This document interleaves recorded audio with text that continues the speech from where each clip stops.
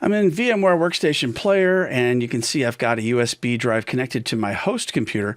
I'm going to connect this into my virtual machine. So if I go to my virtual machine, I'll open up File Explorer just to show that it's not connected.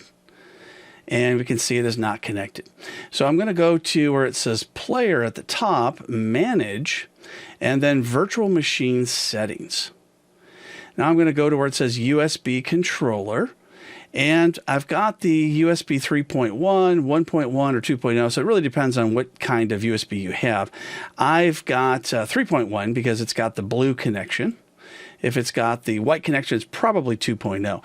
Now, if you also want to add in Bluetooth devices, you'll need to have a Bluetooth adapter on your computer and your host computer, and it will need to be already connected to the device before you check that box. Now, I'm going to click OK. Now I'm going to go to where it says Player, and I see removable devices, and now I can connect from host my USB 3.0 device. It's warning me it's going to stop the device, and then it's going to add it in. And there's my device. I can double click on it and see any data that's inside it. And there's the data.